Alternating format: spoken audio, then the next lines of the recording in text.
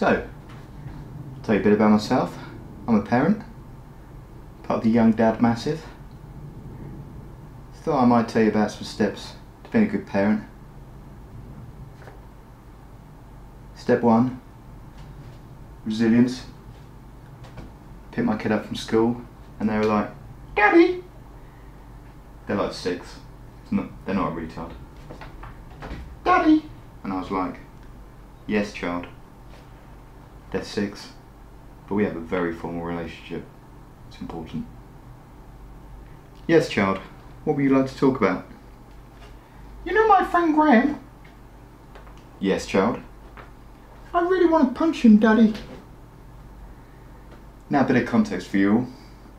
Graham is a cunt. A proper little cunt.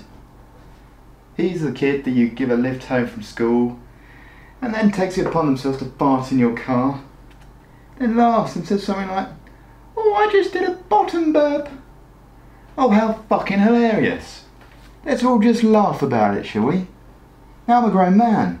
I'm experiencing the art of breaking wind. And I've smelt some serious shit in my time. And in some cases I think actual shit.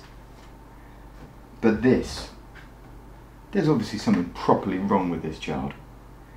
I almost crashed the car when I smelt this. I can almost still taste it in my mouth.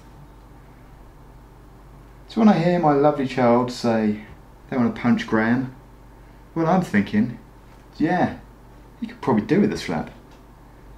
But I'm resilient. And I say, "Child, have you given Graham some feedback? Tell him how he's upset you." "Yes, Daddy. I knew you'd say that. But when I did, he just punched me." "What?" Now step 2. No one punches your children unless it's you. That's like the law or something. And if it's not, it should be made. I think it is the law, in fact. Maybe not the bit about me punching them, of course, but anyway, let's quickly move on. So, controlling my anger, staying resilient. I say, "Okay, you need to listen to me now." "Okay, Daddy, what?" Have their full attention. The words I say now are key. "Child, have you got some mates you can bring into this? If you can, never fight someone alone. Also, try and attack them in the dark. They won't see you coming." At this stage, I still have the presence of mind to pass my child a crayon to make some notes. I've always had worries about their memory. And then continue. "Child, never, and I mean never, tuck your thumb into your fist when you punch someone. You could really hurt yourself doing that. And all we both want is for Graham to be hurt." Afterwards, I checked their notes. I mean, they were largely pictures, but I think they got the idea. At times like these, a father's like an educator, a teacher, in many ways. So after that, I thought all was going well. You know, Graham's all sorted out. He got what he had coming. All except, things now seem to have turned around. I mean, my kid's apparently turned into a proper little bruiser. And it's clear, again, I have to step in. Step 3, controlling your kids. So I sit down the kid and say, "Right, Emily, enough is enough. The rest of the kids at school are all apparently scared of you." "I know, Daddy. They all give me 20p every day." Now quietly, I'm impressed. But I don't let on. You've got to control your kids, even when you respect and admire them. "Now Emily, there's like about 30 kids in your class." "Yes, Daddy. I made £30 last week. And I bought you this." She only gives me a brand new Ted Baker shirt. But I keep a clear head. There's a problem here. "Emily, 20p is about 20% of what these kids get to have their lunch. These are growing kids we're talking about here. You must be able to jack it up to 25p, surely.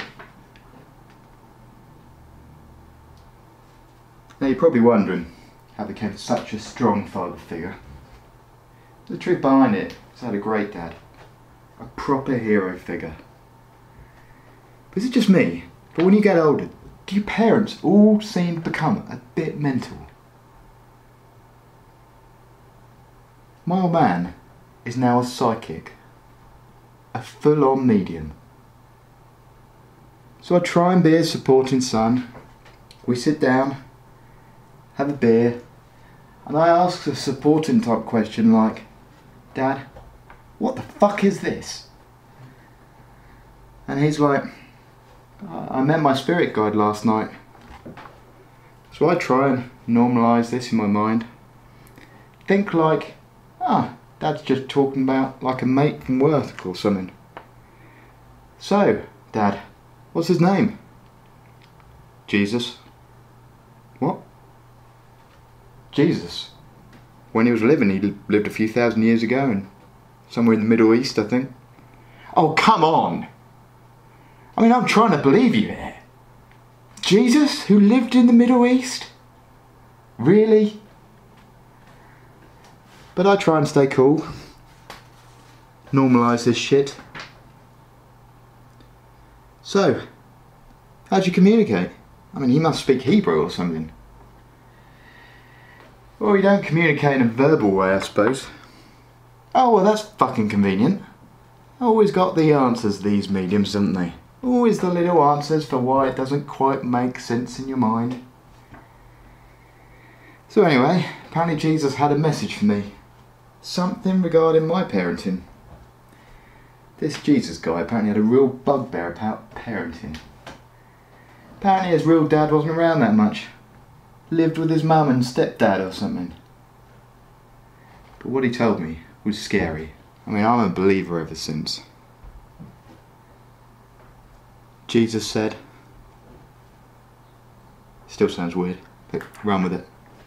Jesus said, you must tell Emily, and this is important. There's a code of conduct for life. And she must never, never, and I mean never, tuck her thumb in when punching someone, because she could really hurt herself doing that.